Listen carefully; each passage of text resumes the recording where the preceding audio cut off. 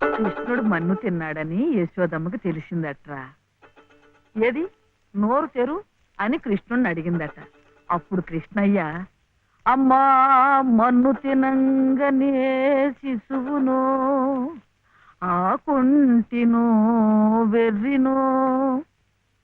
నిద్రపోతున్నావేమిట్రా, ఊకొట్టడం లేదు? ఏమిట్రా?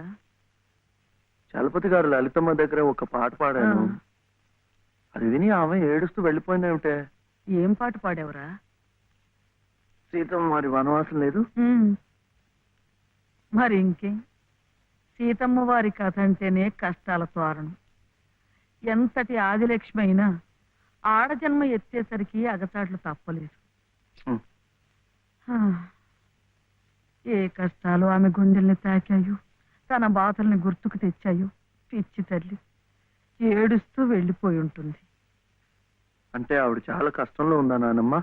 కష్టాలు కాక మరేమిట్రా, చిన్నతనంలోనే భర్త పోయాడు. అత్త మామలా ఆదరించలేదు.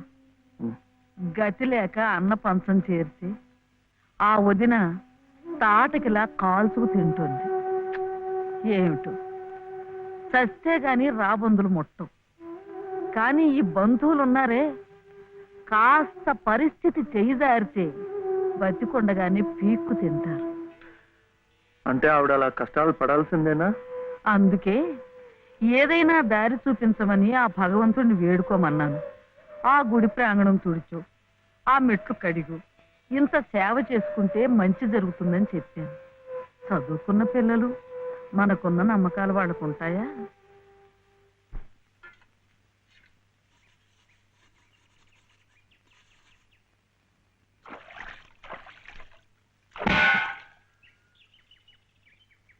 ఏమిటి ఇంత పొద్దున్నే వచ్చారు?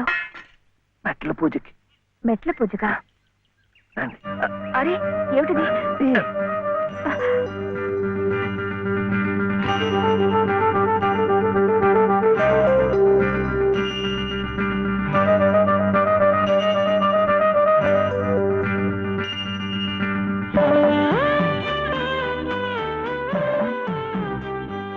ఇంకాస్త మెట్లే, వచ్చేసాం.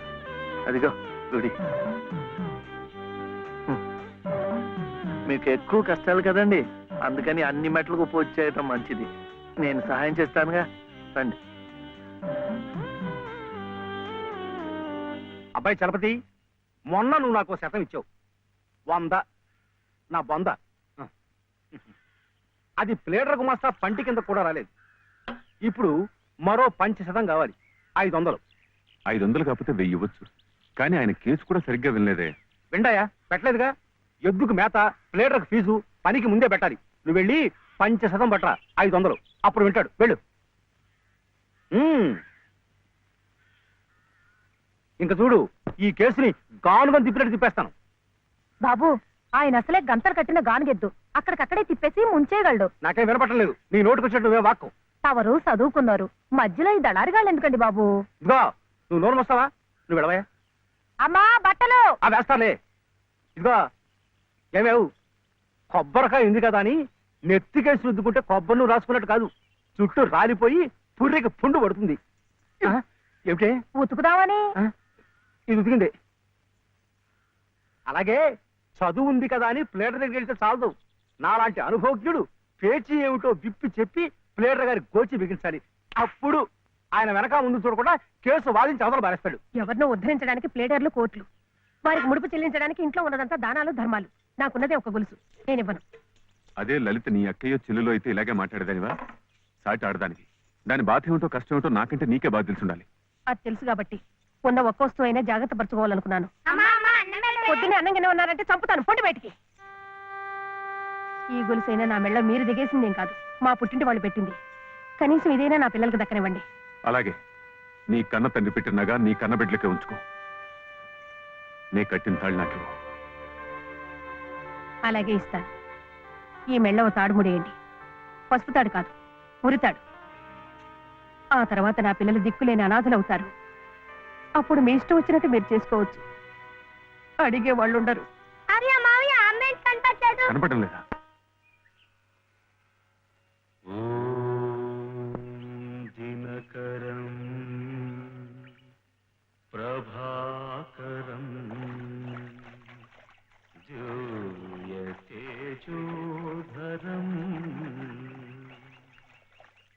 సకల జగదాధారం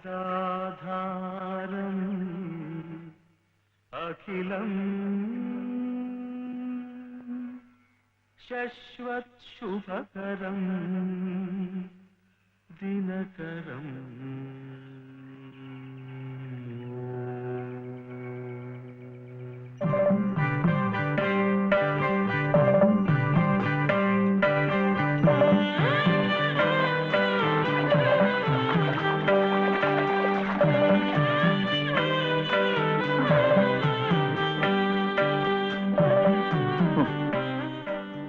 కాళ్ళు నొప్పి పెడుతున్నాయా? ఇంకా అస్తమట్లే, దాంతో అయిపోతుంది. ఆ తర్వాత రోడ్ వస్తుంది, అక్కడ అక్కర్లేదు. ఇది అయిపోయింది. ఇది ఇక్కడ ఇట్రా, రండి రండి రండి రండి, ఇట్రా. నమస్కారం చలపతి బాబు. లలిత అమ్మా, లలిత లలిత లలిత అమ్మా. కాసేపు మాట్లాడకండి, అలవాటు లేదు కదా, అలసిపోయి పడిపోయి ఉంటుంది. మీరింటికి వెళ్ళండి, లేవగానే అన్ని మెట్లకు పూజ చేయించి నేను తీసుకొస్తాను.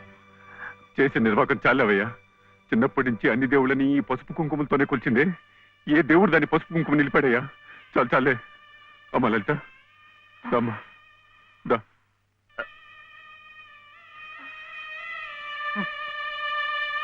ఆ మెట్లు కూడా పూర్తి చేసి ఉంటే ఎంత మంచి జరిగేదో. ఎట్టా జరుగుద్దిరా, గోదాట్లో మునిగితే పుణ్యం వస్తుంది అన్నారని ముక్కు మూసుకొని నీళ్ళల్లో అట్టాగే కూకుంటే అట్టాగే పైకి వెళ్ళిపోతాం. దేనికైనా ఓ పద్ధతి, ఓ నిమిటూ ఉండాలా. ఏం కాసిన కూసిన మెట్లా, ఓ కోటి పెళ్లి కానుండి కొండ పెళ్లి వరకు ఉన్నాయి. వీటన్నిటికీ పూజలు చేయాలంటే ఆడకూతురు తట్టుకోవద్దా? చేయకపోతే కష్టం ఎలా తీరుతుంది? ఓరే, గుళ్ళో పూజలు చేయాలంటే నువ్వే చేస్తున్నావు ఏట్రా? పూజారికో చేస్తున్నారు, మనం అట్ట పూలు ముట్టుకుంటున్నాం అంతే. కానీ పుణ్యం మనకు వచ్చేస్తున్నాం. అట్లాగే ఆ అమ్మ కష్టాలు పోవాలంటే ఆ అమ్మే చేయక్కర్లేదు. ఆ అమ్మ పేరు చెప్పి నువ్వైనా చేయొచ్చు, నేనైనా చేయొచ్చు. నీకు మంచి జరగాలని మీ నాయనమ్మ చేయడంలా అంతే.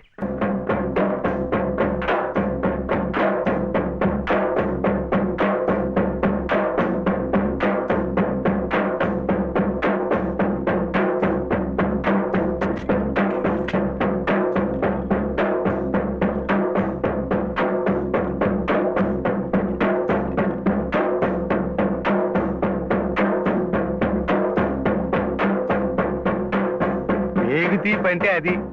ఆ కొడుకు జబ్బు తగ్గాలని ఆ తండ్రి పడే అవస్థ చూడు. ప్రాణాలకు కూడా తెగించి నిప్పుల్లో ఎలా నడిచేస్తున్నాడో. పొద్దున్నే నువ్వు చెప్పింది అదేనమాట. ఒకళ్ళు కష్టాలు తీరాలంటే ఇంకొకళ్ళు మొక్కోవచ్చని. ఒరే ఒరే, నువ్వెక్కడికి రా. శివయ్య ఎందుకు నీ చేత మెట్లన్నీ కడిగిచ్చాడు? మన మంచి కోసం.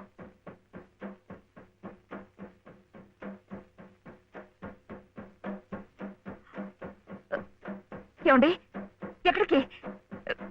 ఏమండి ఏమండి?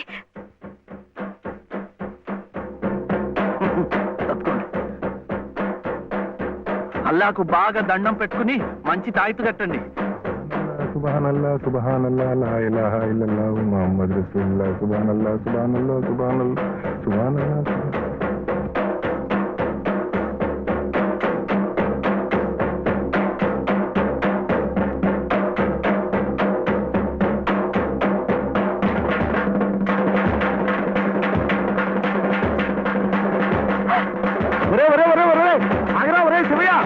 కాలు కలిపోతారా?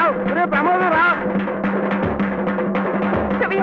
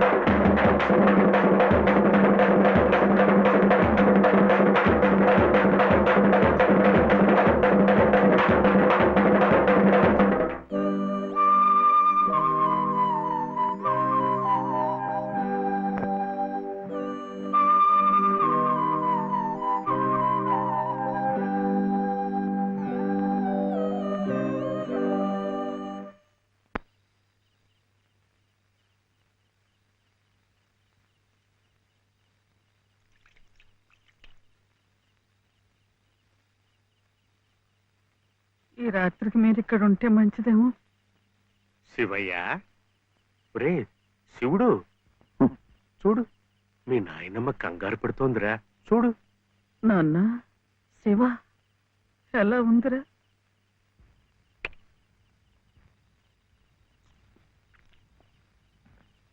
ఇప్పటికైనా నమ్మకం కుదిరిందా? వాడికేం పర్వాలేదమ్మా, హాయిగా నిద్రపోతాడు. అసలు నీ ఆరోగ్యం కూడా అంతంత మాత్రమేగా. జాగారం చేయకుండా కాసేపు నడువు వాల్చు. ఏం విశ్రాంతి తీసుకోవటం ఏమిటో. వీడిలాగే ఏదో ఒకటి నెత్తి మీదకి తీసుకురావడం, అది తీరేసరికి మరొకటి. ఈ సేవతోనే సరిపోతుంది. నువ్వు చాలా అదృష్టవంతురాలి రాజమ్మ. మనిషి స్వార్థాన్ని చంపుకుని ఏ ప్రతిఫలాన్ని ఆశించకుండా పరోపకారం చెయ్యాలంటే ఎంతో దీక్ష ఉండాలి, సాధన కావాలి. అలాంటి వాణ్ణి మనం యోగి అంటాం. మరి నీ మనవుడు ఏ ప్రతిఫలాన్ని ఆశించి నిప్పుల్లో దూకాడంటావు? వాడు దుమ్ము ధూళి అంటని స్వాతి ముత్యం, జన్మతః యోగి, మహాజ్ఞాని. అలాంటి వాడికి నువ్వు సేవ చేస్తున్నావు. ఇంతకంటే నీకేం కావాలి చెప్పు?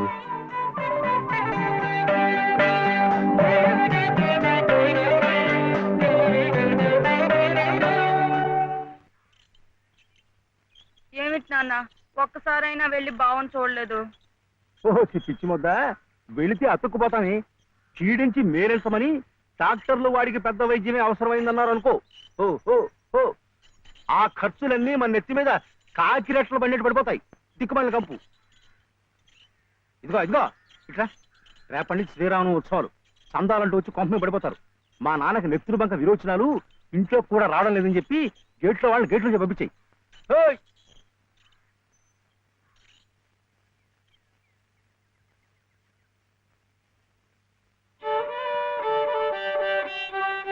ఇట్లాగే ఇంకొక 2 రోజులు ఇంటి పట్టునుంటే ఇక ఆ తర్వాత నీ ఇష్టం.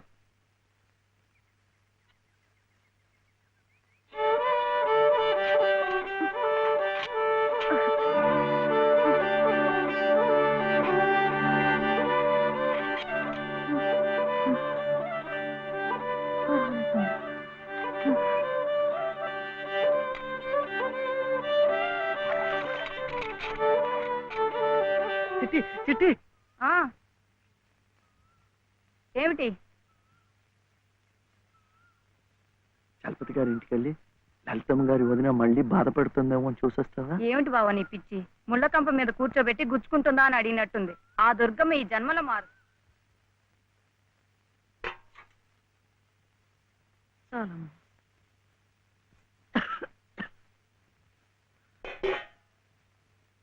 ఏమిట్రా కోపం. ఎవరి మీద? ఏం చేశాను? మెట్ల పూజ పూర్తి అవ్వకుండానే వాళ్ళ అన్నయ్య తీసుకెళ్లిపోయాడు. నువ్వేమో బాబా దగ్గర నుంచి సగంలోనే నన్ను లాక్కొచ్చేశావు. ఇంకా మంచేం జరుగుతుంది? ఒరే, నేనైనా నువ్వైనా వాళ్ళ అన్నయ్య అయినా అంతా నిమిత్త మాత్రులమేరా. ఆ గజేంద్రుణ్ణి రక్షించడానికి విష్ణుమూర్తి తరలొచ్చాడు చూడు. అలాగే లలితమ్మని ఈ ఊబిలోంచి బయటికి లాగటానికి ఎవరో మహానుభావుడు ముందుకు రావాలి. ధైర్యంగా మెళ్ళో తాళి కట్టి శాశ్వతంగా ఓ నీడ కల్పించాలి. తోడుగా నిలబడాలి. అదొక్కటేరా దారి. కానీ ఈ వ్యధవ కట్టుబాట్లు ఆడదానికి అవకాశం లేకుండా చేసి